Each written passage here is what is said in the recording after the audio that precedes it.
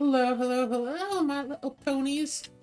Let's start the day as we always do, by going to sleep. And Azura is here too.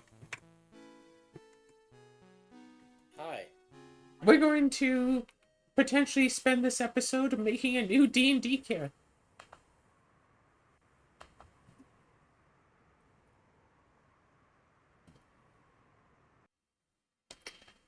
Oh, that's unfortunate.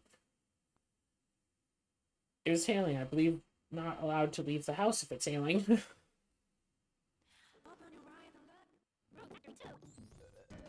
Anyway, we're going to be working on making a new D&D character. Doesn't that sound like fun? Sure. Yay! I sent you a link to the main book that I want to use for the character. It's still storming outside, okay. Just gonna quickly check up. Okay, so what type of class are you trying to make? It's going to be a sword fighter. And by that, I mean, go to the link I sent you and go to, I think it starts on page 62. 62 of the PDF or 62 of the book? Of the book. Might be the same on this PDF. Probably not. Oh. Oh, you're doing this. Yes, a sword fighter. An intelligent magic item. So, the idea behind the character, or at least how I hope to play the character, is an intelligent floating sword that pretends as though it's being wielded by someone.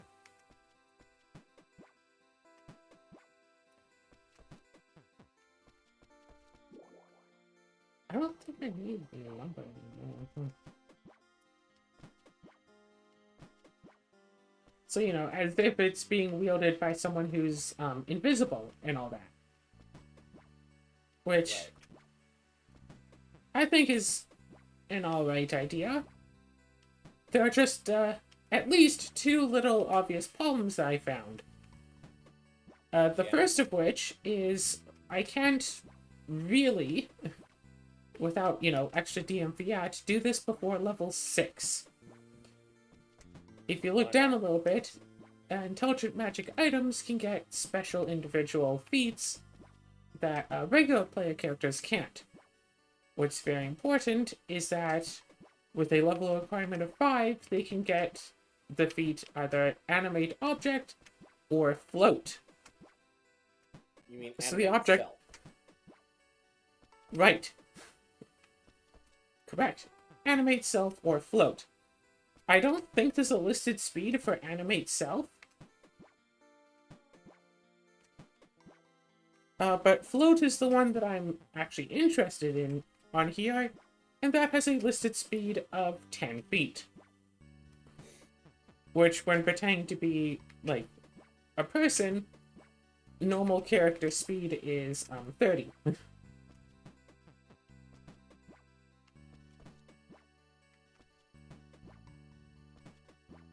And if I want to be able to attack, I need to have that feat, and then also take another feat at level 8. Why do I have to be level 6 when the prerequisite is level 5? Because you don't get a feat as an item at level 5, you get it at level 6. So why is the prerequisite level 5? I'm not sure.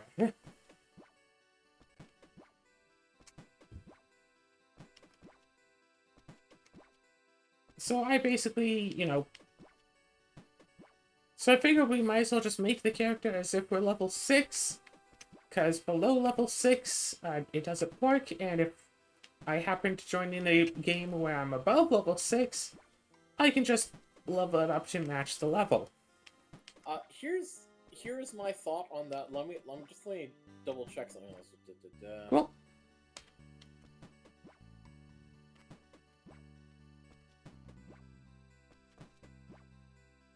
Yeah, that's weird. Why would it be set like that? For a second, I was just had to yes. double check the way that it works with that, but The feet level thing? Yeah, I was wondering if maybe it's just that you're supposed. These are just if effectively this is sort of a combination race and a class, and that you would also get like your regular feat progression. But no. Yeah, it says, like, instead, doesn't it? Yeah. Yeah. So that doesn't work.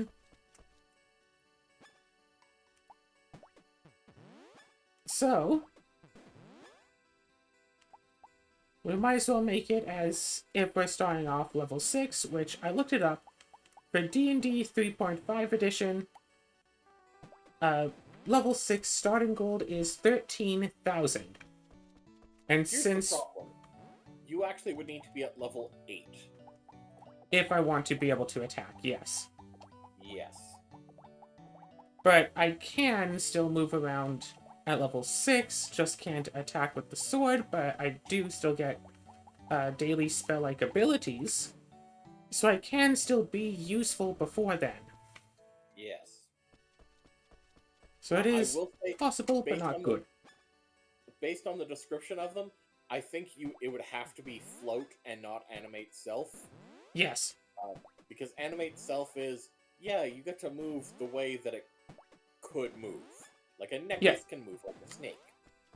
An orb can roll on the ground, a cart can move its wheels, which makes me almost wonder, what if I'm just, hold on, an intelligent magical skateboard, and I animate self to move like a skateboard. I'm just a skateboard, and I have, like, a blade, like, super glued onto me.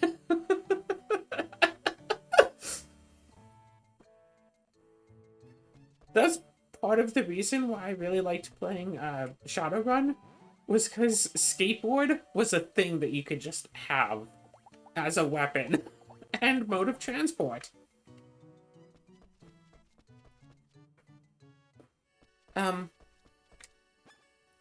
But that would be, you know, even more extra DM fiat for it, so might as well just go with weapon for now, with float. Maybe bring up the idea of skateboard to someone, but, like, we're already pushing boundaries. Playing as an intelligent magic weapon, who's to say we can't break a few more and just play as a skateboard with an invisible skateboarder?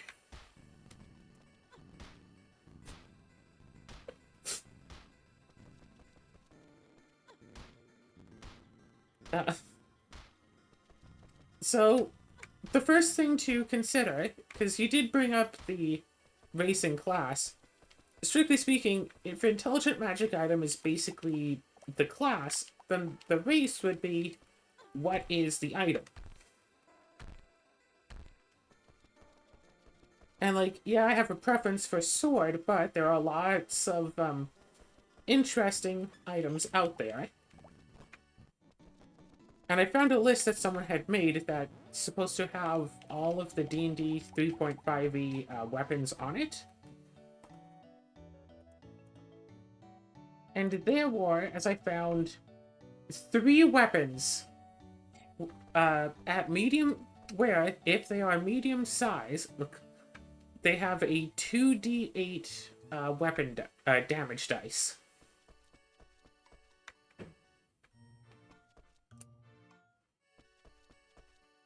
Which sounds, I don't know, perfect?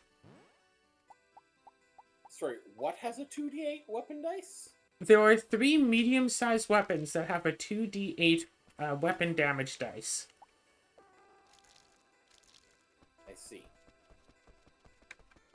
There's the Full Blade, which is essentially a large greatsword, but it is classified as medium size for some reason.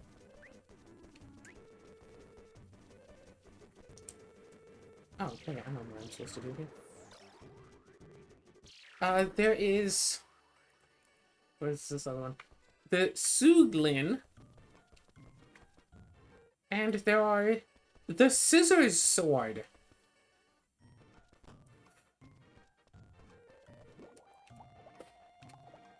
And it's like, well, I mean, if we're going to be just as, like, a weapon, might as well be, like, you know, the strongest weapon. Why be a short sword when you can be a long sword? Why be a long sword when you can be a great sword? And why be a great sword when you can be a lesbian?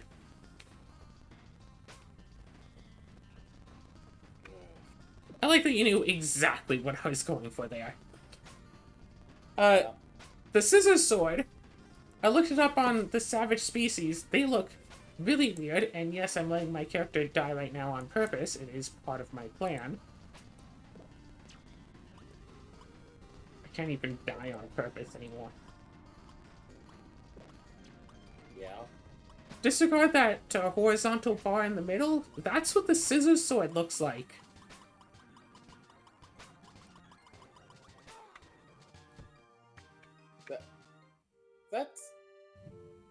That's not a sword. That's like a triclaw. Oh shoot, that didn't count. Wait. Yeah, How? it's made to be wielded by a character with 6 arms.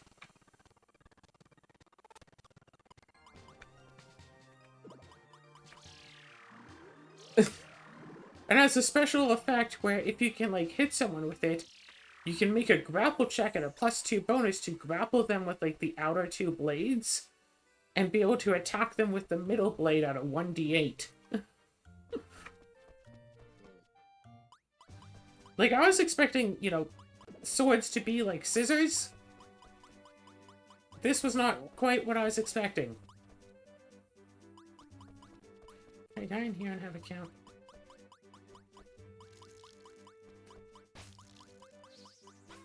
Kill me. No.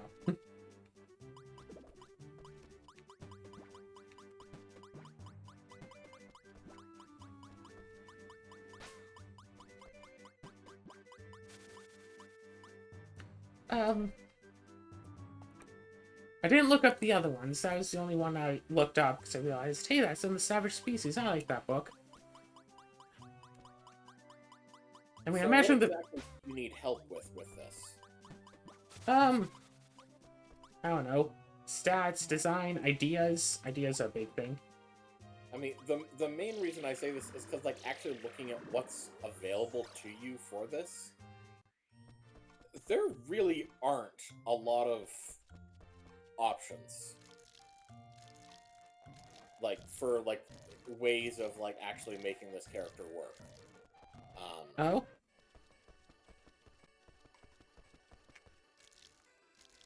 Yeah, I just feel like... I don't know.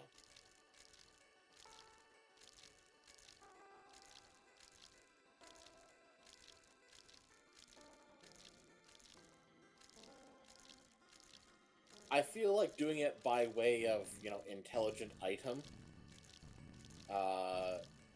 rather than, you know, just have it basically be a slightly homebrewed, basically just awakened creature thing. I don't know. I mean, an awakened creature is a whole different animal. Yes. Yes, it is.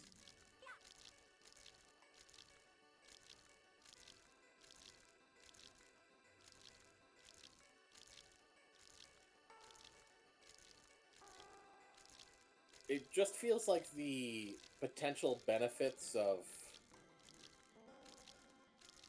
Oof, you know, of the way that it will work just...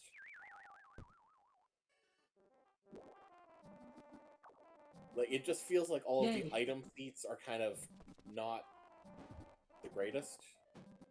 What are you talking about? The item feats are amazing. Okay. Most of them are, like, weird and stupid, and why would anyone want them? Like, ego? And some of them are really interesting, like, take a feat and then you just act as a bag of holding. Well, first of all, I can tell you right now, the reason why with ego is because, again, intelligent items are meant to be treated as basically NPCs, and more often than not, like, they have conflict with whatever player holds them. It is intended that, like, that's why, you know, there's a stuff like, what is it here? Control user. Intelligent items tend to,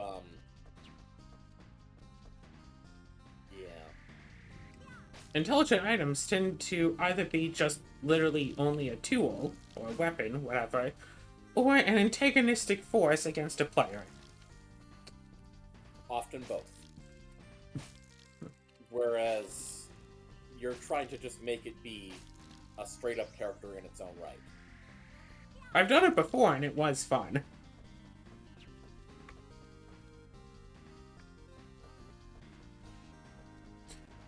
At least I had fun with it in the past. Like the vending machine. Yeah.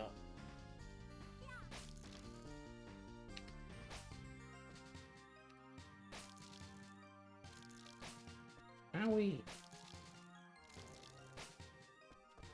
Snowy little goblins.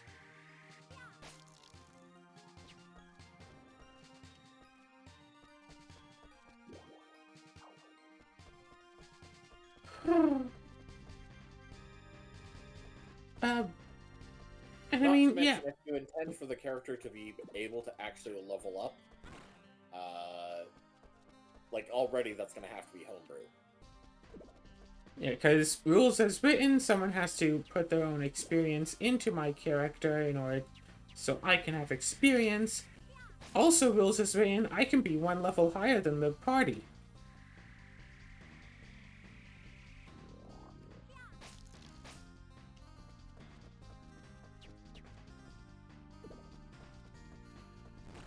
Why only one level higher?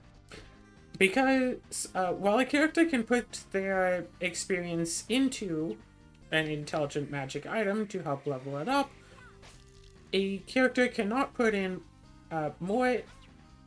they cannot put in experience into an item of a higher level than themselves. So, if, say, the party is level 5, I can't be like level 7 and have them still putting XP into me. I could be level 5 and they could put enough XP into me for me to become level 6. But that's it.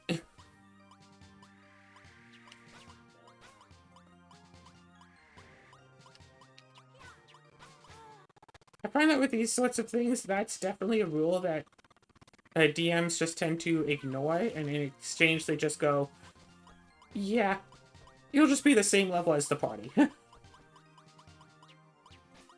And also, presumably, they would also ignore the experience needed to gain a level. Is a quarter of the experience needed for a character? I have a feeling they'd hand wave that as well. Yeah. A lot of DMs, they don't do just flat XP anymore, they just do, like, benchmarks, as it were, like, milestone, that's it. Yeah. They generally just do milestone. Yeah, because that tends to be a little more, Just keep everyone on the same path if everyone's going to be leveling up at the same time anyway. And generally speaking, leveling up after boss fights anyway, you might as well have them all level up at the same time after boss fights. Yeah.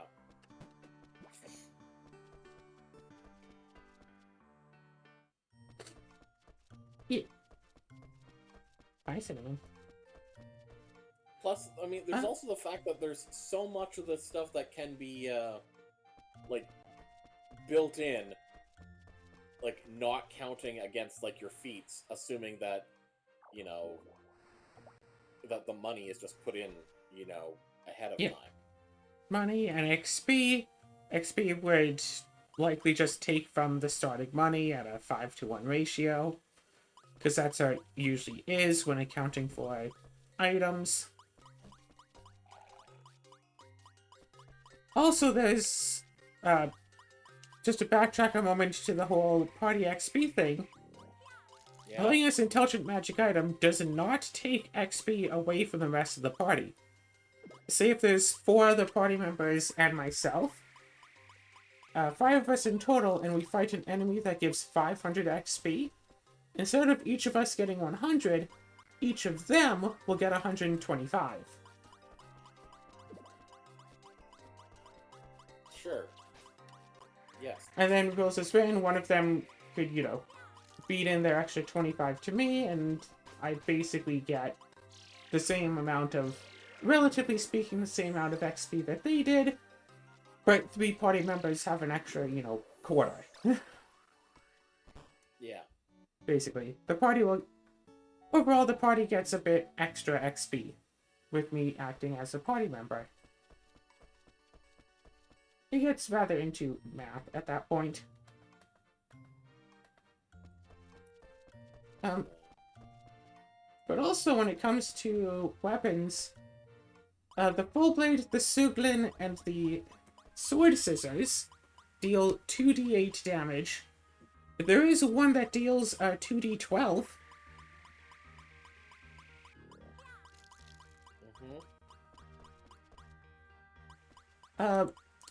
Exploding bolts. Yeah, I don't think you want to go with that one.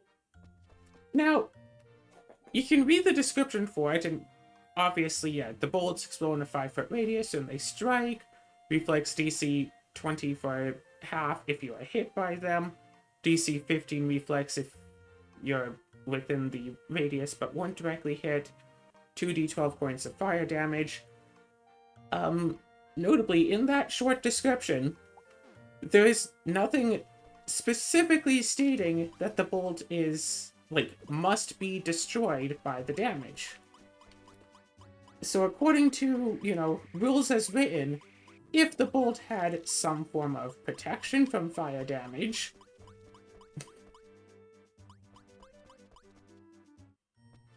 it could. So I'm just imagining, like, a flying bolt that flies at, like, a 10-foot speed and somehow strikes itself into an enemy and it just explodes every round. Just the most annoying mosquito.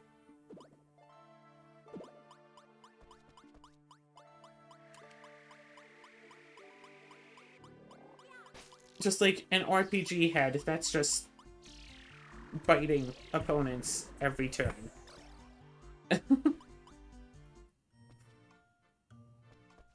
Yeah, I think a full blade is probably fair.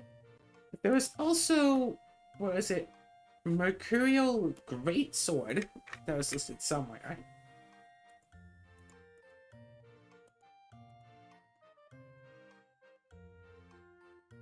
There you go.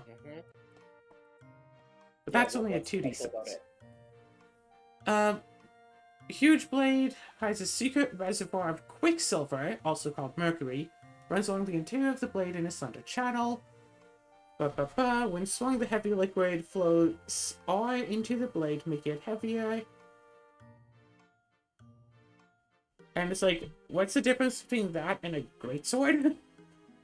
Is a fair question to ask. So let's see. Same medium-sized damage, less damage at small size, about 12 times the cost.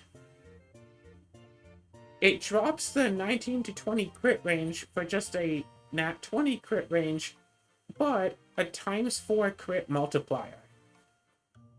So, you know, half as likely to crit, but it deals an extra double the damage, if it does.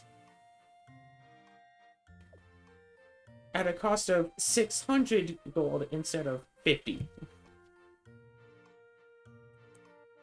But you might as well just go with the full blade for the flat average of +2 damage on every hit.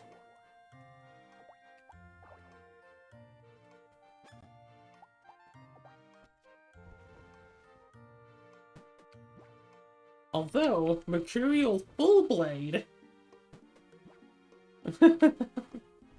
That's also a thing. There have been various books where you can just enhance weapons and stuff.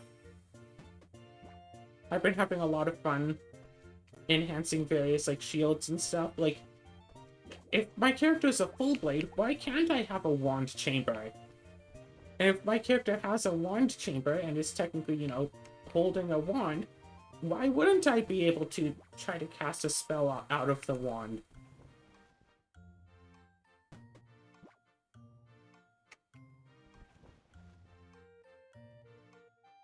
So I will admit I might have been reading a bit too much reincarnated as a sword lately. That might be some of the inspiration for this character, I will admit it.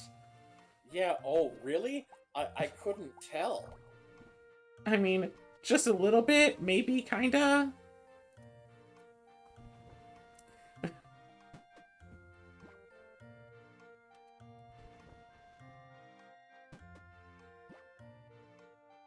How big is a greatsword for a full blade to be a foot and a half longer than a greatsword? Actually, I could probably just search that up. Maybe not while you're recording. I mean, I'm recording on the handheld using my desktop to search this stuff up. 58 inches, which is almost 5 feet. So a full blade would be about 6'4".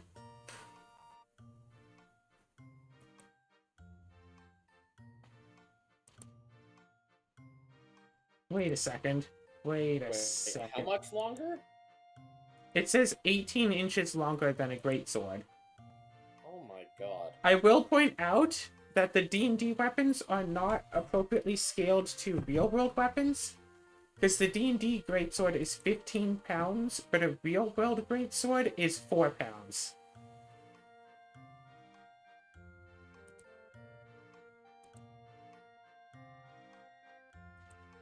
Meaning a D&D greatsword is even heavier and larger. Yeah, roughly almost 4 times the weight. I mean, that's probably because it's used with, made with less refined metals. I mean, some people have argued that the, like real-world medieval greatswords. I don't know, I just googled, like, size of greatsword and it also gave the weight. I will point out that someone has made the argument that weights for D&D items aren't supposed to be accurate to actual weight, but more so the amount of encumbrance that they take up.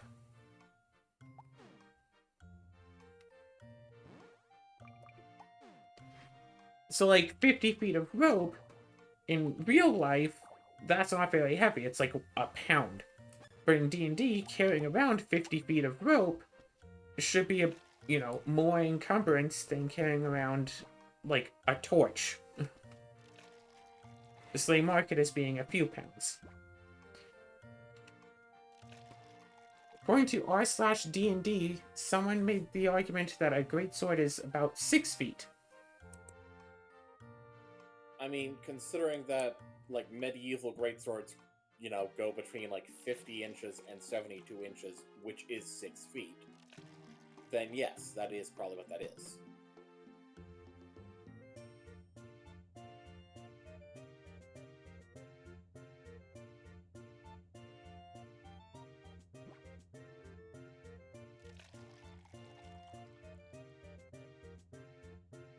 Medieval greatsword. Two-edged blade, measuring 2 to 3 inches wide at the base, tapered to a point, ranged from 50 to 72 inches, with a handle that measured 18 to 21 inches in additional length.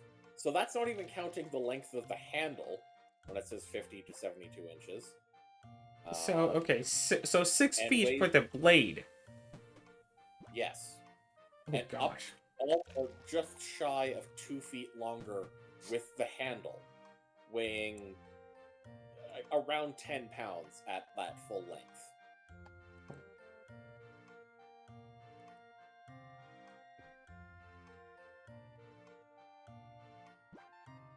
I wonder if that would be technically what the full blade tries to advertise itself as being.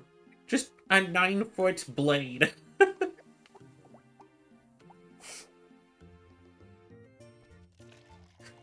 The entire party just waiting there. It's like, oh, come on, hurry up already. A full blade just being there like, yeah, you try carrying this thing around. Yes, this is why I'm so slow. I've got 23 pounds of blade to carry.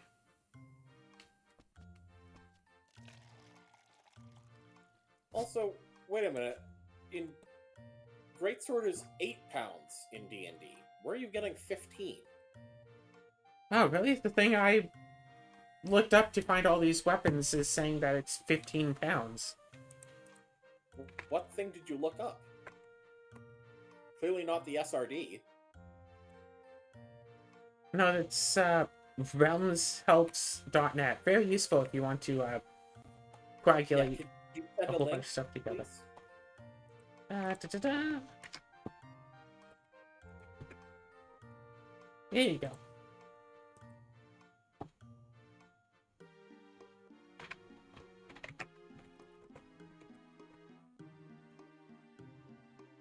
Oh, it's not just a large greatsword. Oh, it'd be a large piece sword.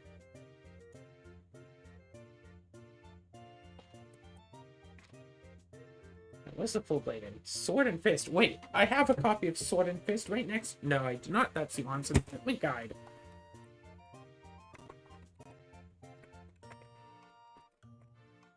I find a PDF for this. Oh, yes. Alright, pause for a specific reason. Okay, no, that's good.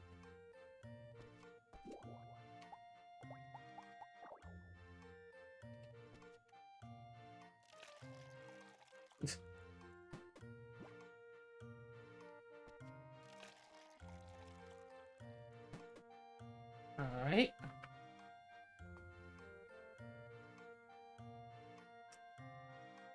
New feeds. Feats and skills, prestige classes, worldly matters, organizations and stuff. Let me check.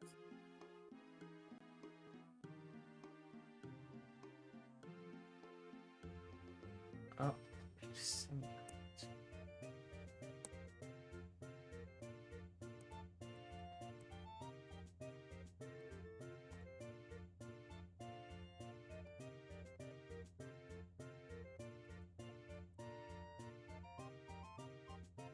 Yeah, I don't know where the site that you're looking at gets its information from because that's wrong. oh. Like looking straight up at the PHB. So it makes me That's wonder strange. if this site actually is going by 3rd edition. So let me. I have third edition textbooks. I don't know where they are. That would be a weird thing to change between editions. You mean making the weight of weapons more accurate? Yeah, I mean, it's not like it's even necessarily fully accurate, but yeah. It would be a strange that actually thing. is more accurate. Straight up from what I just told you. 8 is, like, it's the average... It's the average weight of a greatsword, and this is not what I'm looking for. I'm looking for... That's why, well, Realms Helps is good for generalized information. They usually also have, not so much links, but references to where they found the information, so you can go look it up for yourself and confirm the facts. Yeah, but here's the problem. What they say there is wrong and doesn't match what's in the PHP. Yeah, but they tell you that they got the information from the PHP, so you can check the PHP and see what the truth is. So what you're saying is that this site basically just says whatever they want. I mean, it's like using Wikipedia for research. Don't just blindly believe whatever it says. Go to their sources and check what their sources say. Like, it says information about the full blade, but it also says you can find that in Sword and Fist, so I opened up a PDF of Sword and Fist to find the full blade.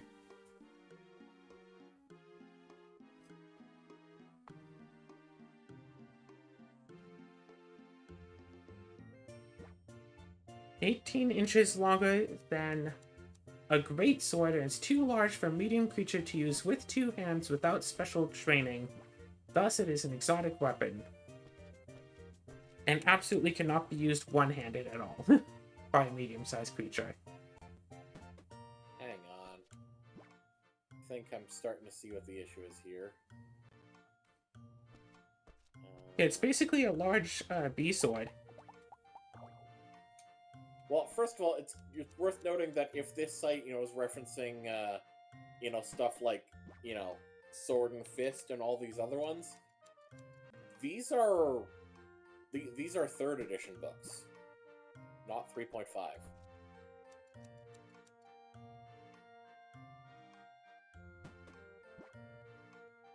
Yeah, close enough, generally speaking. It's not like Full Blade ever got updated to 3.5e.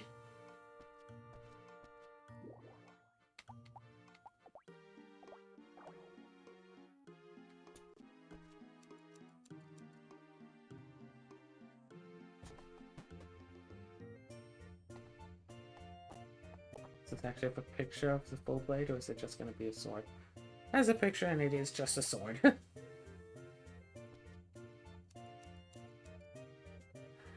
What the heck is that Doom thing?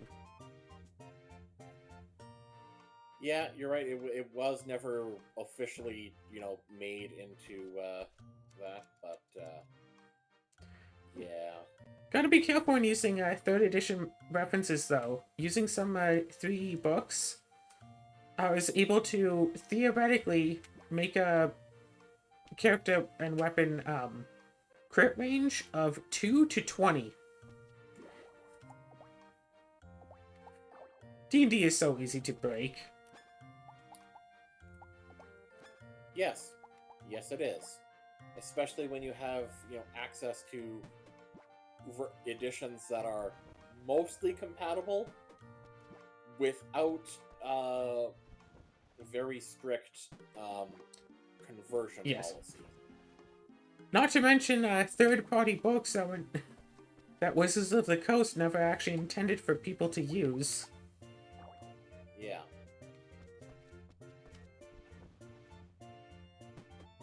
Like, one that has a feat that just gives you +2 to an ability score. You know the one I'm talking about. Sorry, what?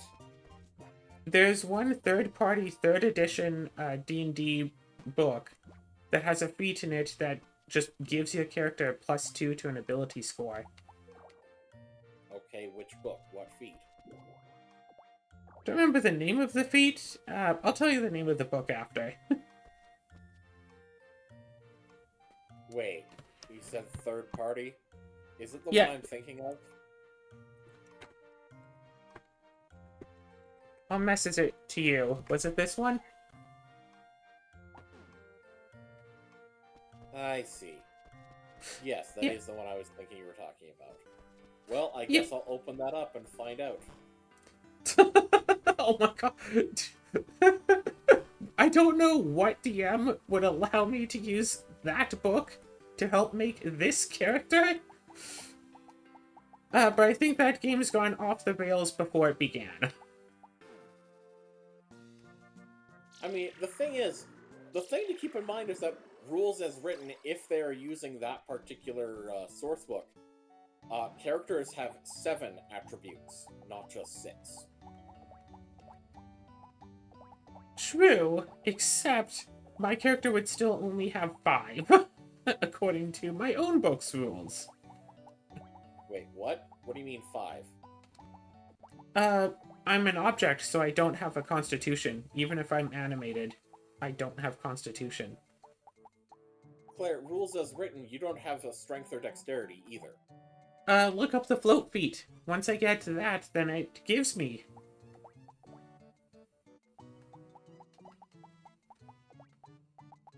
Oh.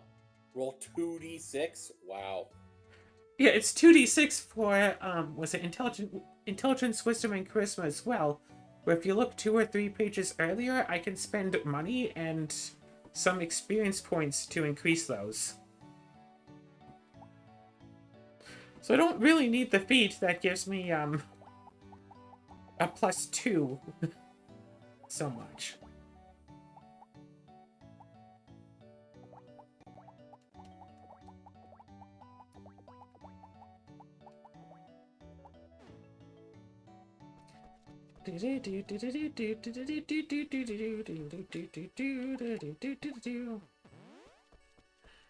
Everything is fine. Wow. I see what you mean. Yes, that is a very wow. Very useful. Yes, Especially with very broken. 13,000 gold to go through. I'm sorry, what? Starting gold for a level 6 character is 13,000? What does that have to do with the feat? Oh. Right, I thought you were talking about the increasing ability scores thing from the Yes, the intelligent feat that magic. increases. Yeah, the feat that No, I thought you increases. meant from the intelligent magic item thing. I Mm. had already forgotten about the feat. But yes, that is a feat. That technically exists. Yes. I think I used something else in that book to increase a character's crit range. Didn't try to use it for an actual, like, played character, because that would be too ridiculous. Of course, But, the thing is, uh, there is absolutely no way that you would be allowed to take that feat, especially since, rules as written, your list of feats that you're allowed to take are, let's see here, 1, 2, 3, 4, 5 specific feats from the player's handbook, and then the ones that are intelligent item specific. oh, does it actually say you can't take other feats? I thought it said it was DMV Act. Items gain feats as creatures do. However, rather than gaining a feat every 3 levels, they follow a progression of blah blah blah. Items can have the following feats from the player's handbook: Alertness, Great Fortitude, Iron Will, Lightning Reflexes, and Skill Focus. They can also Okay. choose them from the new item feats described below. Ah, but actually, was it? Well, actually, just to be, a nerd about this, it says those are the feats I can take from the player's handbook. Doesn't say I can't take feats from other books. Wink, wink. I mean, the item feats are. There are item feats that are just flat out better than, like, any other feat that you could find anyway, so there's no real point in. Not to You know? mention, you also you also get more feats than an average character. Slightly, yes, especially if I can take flaws.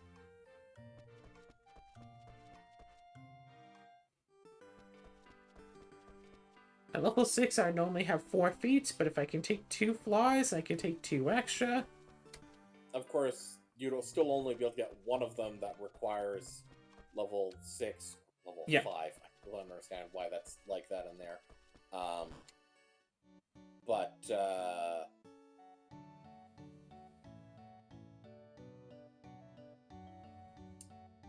and also, you wouldn't be able to have anything that requires a item level 5/6 feat. Yeah, just float, and that's it. Can't be able to actually attack until level 8.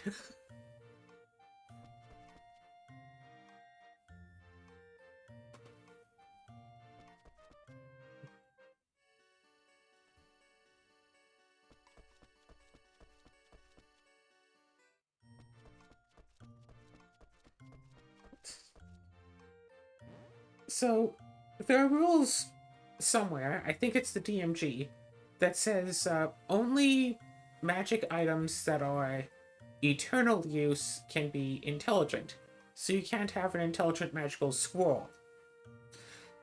Or potion. Because Correct. those are limited use. Which, like, Correct. okay, fine, fair enough.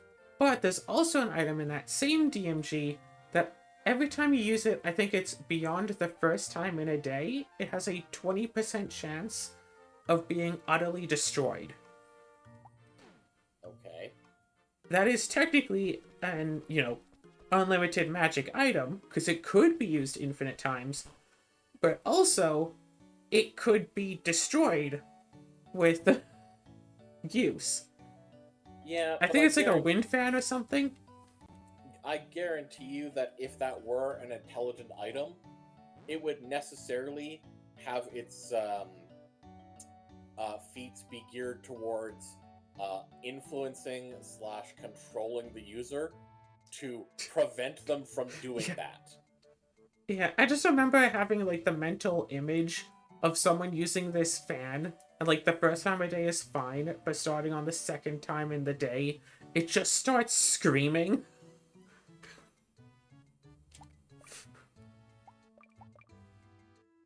No, I think I did all the farming stuff for today. That's right. Anyways.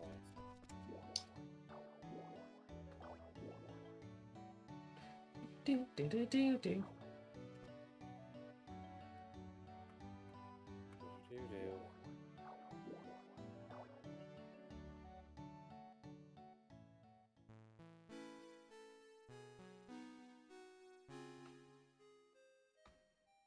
Yeah, some of the specific feats are things that you could get just by spending a bit of money, like blind sight.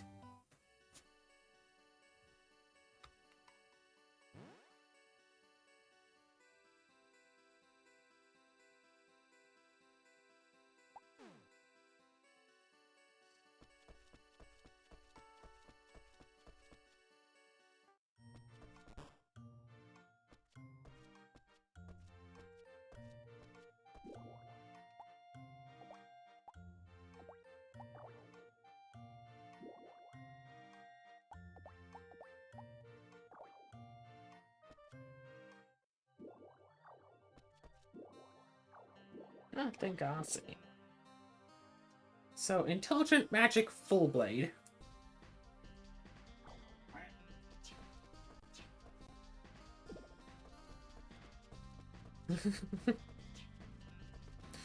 Ooh. And speaking of modifying equipment and stuff, da, da, da.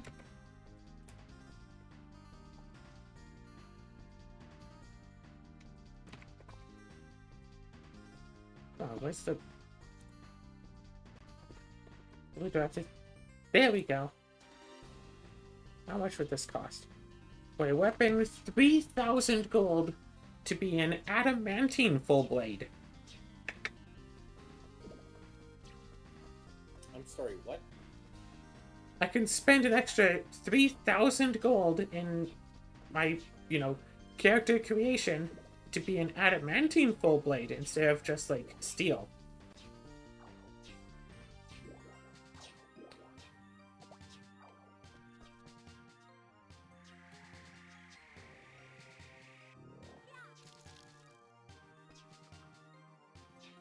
Oh, I am out of water.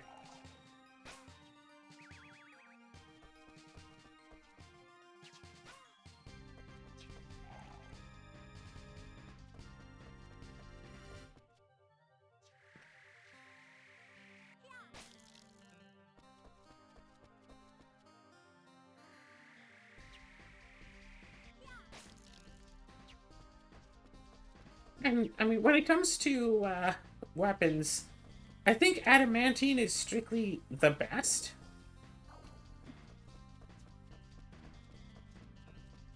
I guess. If you really, like, look into the details of it, like, Pathfinder has a ton of materials to build weapons and armor out of.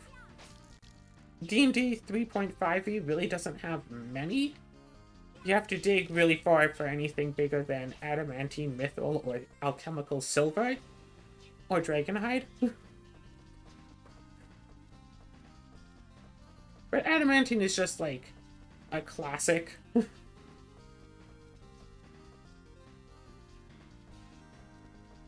Plus cold iron. Oh yeah, cold iron.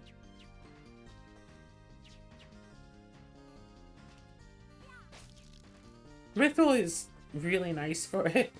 Armor and stuff.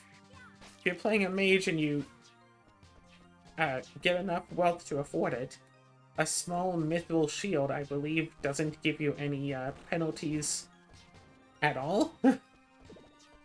So it can be worth looking into if you want an extra, was it +1 AC? For about, what, 13,000 gold? No, not 13,000. But for what?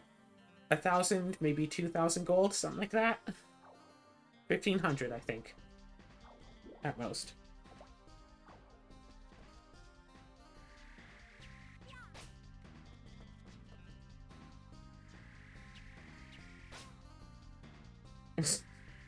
Now, when it comes to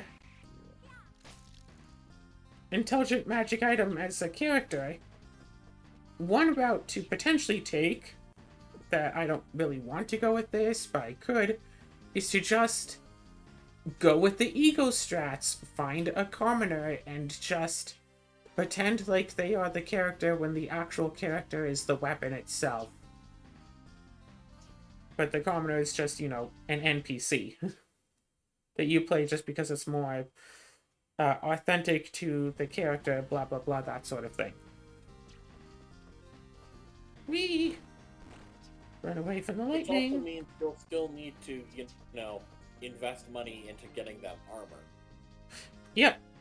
Get them armor, maybe get them other gear, have them actually be able to talk with the party, even if it's you talking through them, whatever, yada yada yada.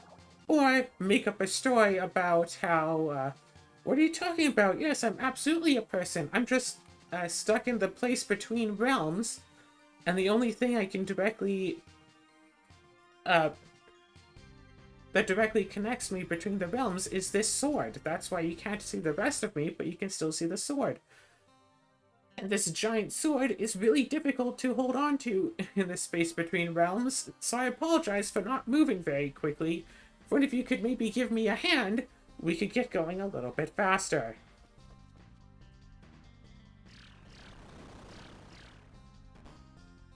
Also, the gate is open. I'm gonna see what this fight is. I just saved. Let's check this thing out.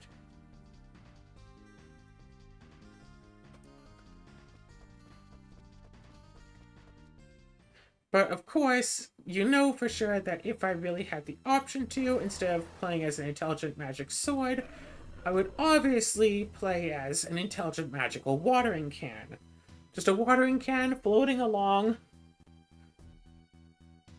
Have some sort of an ability to change like the liquid that's inside, so I can just pour acid on things.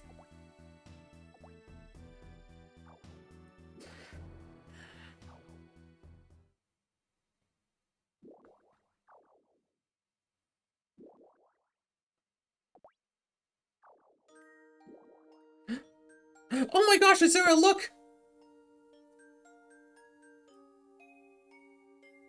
I am streaming, right? Yeah! Spoiler for the next episode.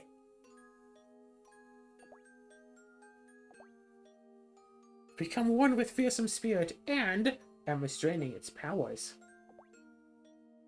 The body's in the forest of beginnings.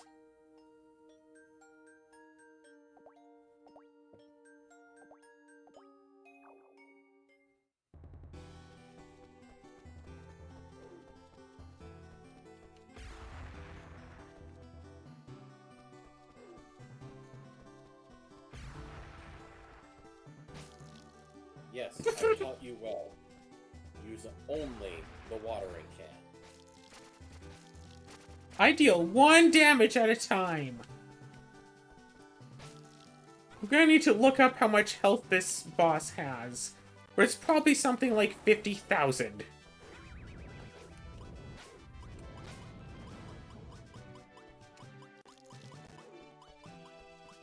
So, oh dear lord, the next episode is going to be,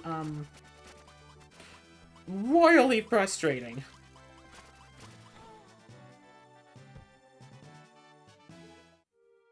But I feel like that is something to try again on the next episode, and maybe look up how much health Fearsome has in Rune Factory 2. Wait, I can do that.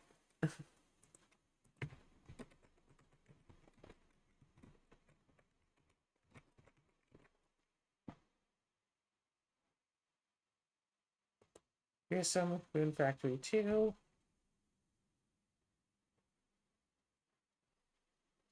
Well, that's unfortunate.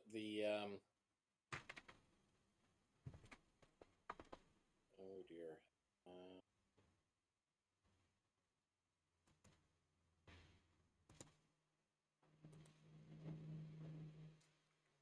Yeah, unfortunately, the main wiki for Rune Factory doesn't list his Yeah. health.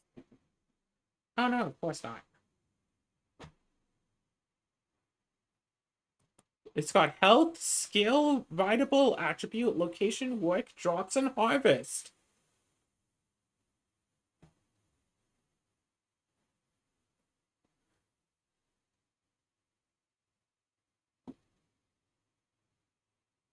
Oh. Wait. What? Okay, I'm just going to show off. Maybe I shouldn't do this. But there is something that we've gotten and should have right now. So you saw how I was doing 1 damage at a time, right? Yes. Well, you see, I have this. Now here's the question: would using that be against the rules? Because technically it is watering can only, not to use spells other than escape. So would using this be against the rules? And if I was actually a popular YouTuber who actually got views and comments and stuff, I would put in a poll and like just ask the viewers, would this be cheating to use? Now, what I feel like that I want to do here is use it just to see how much health that fearsome has, and see if it would be worthwhile to try to kill it 1 damage at a time without using Dragon Break.